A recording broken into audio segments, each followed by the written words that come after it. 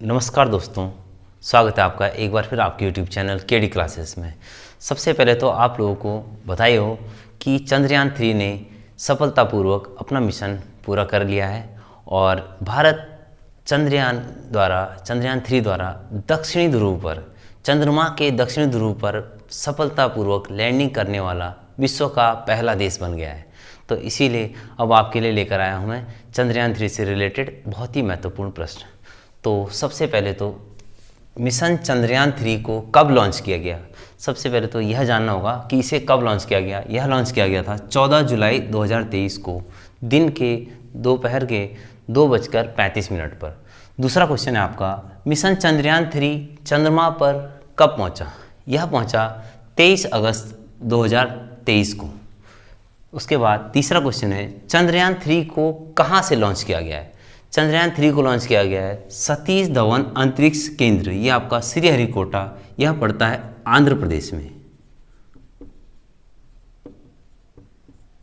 उसके बाद चौथा क्वेश्चन है आपका, चंद्रयान 3 का जो उद्देश्य है क्या है।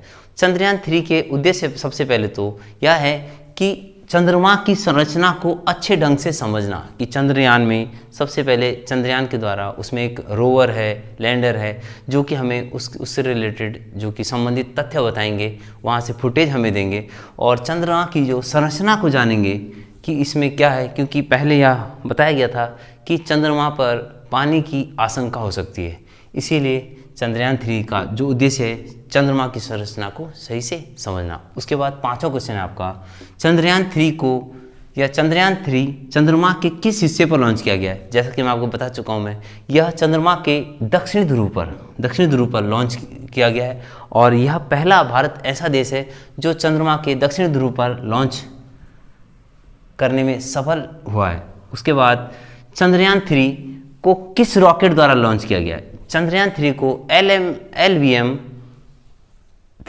या M4 से लॉन्च किया गया। इस रॉकेट को पहले GSLV Mark 3 के नाम से जाना जाता था। अब अगला क्वेश्चन है आपका, LMV-3 का पूरा नाम क्या है। इसका पूरा नाम है लॉन्च व्हीकल मार्क 3। उसके बाद आठवां क्वेश्चन है, GSLV Mark MK3 का पूरा नाम क्या है। Geosynchronous satellite launch vehicle mark 3।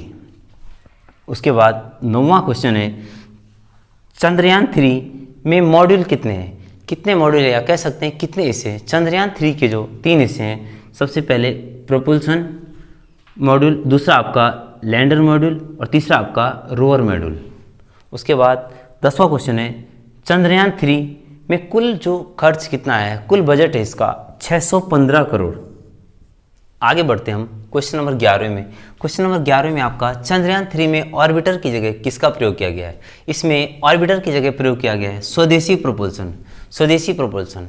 मैं पहले ही बता चुका हूँ कि इसमें प्रोपल्सन का प्रयोग किया गया है। उसके बाद 12वां क्वेश्चन है, प्रोपल्सन का क्या कार्य है। यह किसी भी अंतरिक्ष यान को उड़ान भरने में शक्ति प्रदान करता है। यह चंद्रयान 3 का प्रथम हिस्सा इसको कह सकते हैं, फर्स्ट पार्ट यही है। उसके बाद 13वां क्वेश्चन आता है, लैंडर का क्या कार्य है। लैंडर एक प्रकार से यह चंद्रयान 3 में सॉफ्ट लैंडिंग के लिए इसका प्रयोग किया गया और इसी की सहायता से रोवर चंद्रमा की सतह पर पहुंचा। तो आपको पता है कि चंद्रयान 2 में एक लैंडर की जगह इम्पैक्टर का प्रयोग किया गया था, जो कि हार्ड लैंडिंग करता है। उसके बाद क्वेश्चन नंबर 14 है आपका, रोवर का क्या कार्य है। रोवर यह लैंडर की सहायता से चंद्रमा की सतह पर उतरा और वहां घूमकर इसने जो कि फुटेज देना भी शुरू कर दिया है और वहां की जानकारी एकत्रित करने में यह मदद करता है। उसके बाद आपका क्वेश्चन नंबर 15, चंद्रयान 3 के लैंडर का क्या नाम है। चंद्रयान 3 के जो लैंडर का नाम है वही चंद्रयान 2 के लैंडर का नाम है, वह आपका विक्रम। उसके बाद चंद्रयान 3 के रोवर का क्या नाम है। चंद्रयान 3 के रोवर का नाम है प्रज्ञान और चंद्रयान 2 के, उसके बाद जो चंद्रयान 2 था, इसके रोवर और लैंडर का नाम भी चंद्रयान 3 की तरह ही है। उसके बाद क्वेश्चन नंबर 17, भारत चंद्रमा पर सॉफ्ट लैंडिंग करने वाला विश्व का कितवां देश बना। यह आपका विश्व का चौथा देश बना है सॉफ्ट लैंडिंग करने में। लेकिन क्वेश्चन नंबर 18वां है जो कि भारत चंद्रमा के दक्षिणी ध्रुव में सफलतापूर्वक लैंडिंग करने वाला कौन सा देश है। दक्षिणी ध्रुव में सफलतापूर्वक लैंडिंग करने वाला भारत विश्व का पहला देश है। उसके बाद क्वेश्चन नंबर 19वां आपका चंद्रयान 3 के रोवर में कुल कितने पहिए हैं। ये भी पिछली बार जैसे चंद्रयान 2 में जो आपका कई बार कई मिशनों में यह पूछा जाता है इस प्रकार से क्वेश्चन कि उसमें कितने पहिए थे, कितने वो थे। तो आपका चंद्रयान 3 के रोवर में कुल पहिए थे 6। उसके बाद क्वेश्चन नंबर 20वां कि चंद्रयान 3 के लिए प्रमुख इंजन कौन सा है।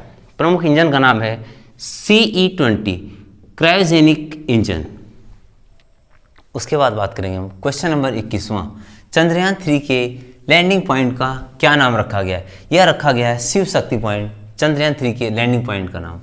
22वां क्वेश्चन है चंद्रयान 2 के लैंडिंग पॉइंट का नाम जो कि हाल ही में रखा गया, जिसका नाम रखा गया है तिरंगा। यह एक असफल लैंडिंग थी क्योंकि वह लैंडिंग नहीं हो पाई थी, लेकिन उस पॉइंट का नाम रखा गया है तिरंगा। उसके बाद 23वां क्वेश्चन आपका नेशनल स्पेस डे जो कि प्रतिवर्ष 23 अगस्त को मनाया जाएगा। भारत के प्राइम मिनिस्टर मोदी जी ने इसकी घोषणा की है। उसके बाद 24वां क्वेश्चन आपका LVM-3 का वजन कितना है। इसका कुल वजन है लगभग 3926। ये इसमें प्रोपल्सन है आपका 2148 kg और लैंडर है जिसमें 1752 kg और 26 kg का इसमें रोवर लगा है, तो कुल मिलाकर 3926 kg। उसके बाद क्वेश्चन नंबर 25वां है कि लैंडर चांद पर कितने समय तक रहेगा। यह रहेगा 14 दिन तक, धरती के 14 दिन तक, या इसी को 14 दिन को कहते हैं एक लूनार दिवस चंद्रमा का। उसके बाद 26वां क्वेश्चन है मिशन चंद्रयान 3 की थीम क्या है। मिशन चंद्रयान 3 की एक थीम रखी गई है साइंस ऑफ द मून, जो चंद्रमा का विज्ञान। उसके बाद 27वां क्वेश्चन है चंद्रयान फर्स्ट के लैंडिंग पॉइंट का नाम क्या रखा गया है। यह रखा गया है आपका जवाहर पॉइंट। उसके बाद 28वां क्वेश्चन है चंद्रयान फर्स्ट कब लॉन्च किया गया था। यह लॉन्च किया गया था 22 अक्टूबर 2008 को, यह आपका लॉन्च किया गया था। यह एक सफल अभियान था। उसके बाद 29वां क्वेश्चन है चंद्रयान 2 को कब लॉन्च किया गया है। यह आपका 22 जुलाई 2019 को, यह असफल अभियान था। उसके बाद क्वेश्चन नंबर 30वां भारत का पहला रॉकेट कब लॉन्च किया गया था। यह किया गया था 21 नवंबर 1963 को। उसके बाद बात करेंगे क्वेश्चन नंबर 31वां रॉकेट वुमेन ऑफ इंडिया के नाम से किसे जाना जाता है। यह जाना जाता है रितु करिधाल को रॉकेट वुमेन ऑफ इंडिया के नाम से जाना जाता है। उसके बाद मून मैन ऑफ इंडिया के नाम से किसे जाना जाता है। यह जाना जाता है मइलसामी अन्नादुरई, यह चंद्रयान फर्स्ट के निदेशक थे। उसके बाद क्वेश्चन नंबर 33वां रॉकेट मैन ऑफ इंडिया के नाम से किसे जाना जाता है। यह जाना जाता है के सिवान, जो कि चंद्रयान 2 के समय अध्यक्ष थे। उसके बाद 34वां क्वेश्चन आपका जो कि अप लेवल पर आने वाला क्वेश्चन हो सकता है, प्रोपल्सन मॉड्यूल में एक उपकरण लगाया गया है जो चंद्रमा की ऑर्बिट से पृथ्वी के स्पेक्ट्रल उत्सर्जन और ध्रुवीय मीट्रिक माप का अध्ययन करेगा। उसका नाम क्या रखा गया है। उसका नाम है आपका सेप। उसके बाद क्वेश्चन नंबर 35वां लैंडिंग पेलोड में तापीय चालकता और तापमान को मापने के लिए किस उपकरण का प्रयोग किया गया है। यह उपकरण का प्रयोग किया गया है चेस्टी। उसके बाद आपका 36वां क्वेश्चन है लैंडिंग स्थल के आसपास भूकंपीय गतिविधियों को मापने के लिए किस यंत्र का प्रयोग किया गया है। यह प्रयोग किया गया है इल्सा, ILSA इल्सा। उसके बाद 37वां क्वेश्चन है वर्तमान में इसरो के अध्यक्ष कौन है। यह आपका S सोमनाथ जो इसरो के अध्यक्ष हैं, और इसरो के पहले अध्यक्ष थे डॉक्टर विक्रम साराभाई।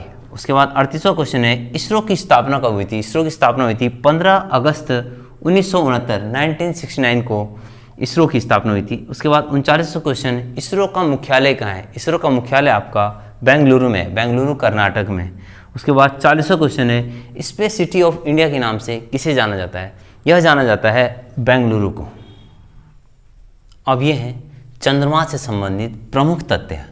यह आपका चंद्रमा से पृथ्वी की दूरी कितनी है। यह आपका 3,84,400 किलोमीटर चंद्रमा से पृथ्वी की दूरी। यह आपका चंद्रमा से परावर्तित रोशनी, चंद्रमा की अपनी रोशनी तो है नहीं, यह सूर्य की रोशनी से चमकता है। जब वह रोशनी परावर्तित होती है तो उसे पृथ्वी तक आने में 1.28 सेकंड का समय, या कभी कभी आ जाता है 1.30 सेकंड का समय लगता है। उसके बाद चंद्रमा का गुरुत्वाकर्षण यह पृथ्वी की अपेक्षा में 1/6 गुना है।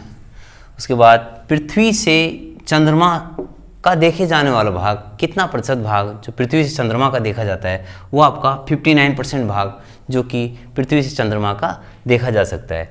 उसके बाद चंद्रमा पर जाने वाला जो पहला व्यक्ति था वो था आपका नील आर्मस्ट्रॉन्ग, जो कि अपोलो 11 द्वारा 1969 में नासा द्वारा भेजा गया था।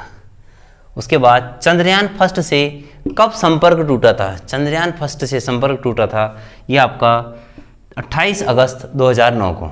उसके बाद मानव रहित अंतरिक्ष यान जो चंद्रमा के धरातल पर पहुंचा था वह था आपका 1966 में लूना सेकेंड, जो कि यूएसएसआर या बोल सकते हैं रसिया द्वारा भेजा गया था। उसके बाद चांद पर पहला सफल मिशन जो था आपका, उसका नाम था लूना सेकेंड, जो कि एक इम्पैक्टर था जो कि सफलतापूर्वक रसिया द्वारा भेजा गया था।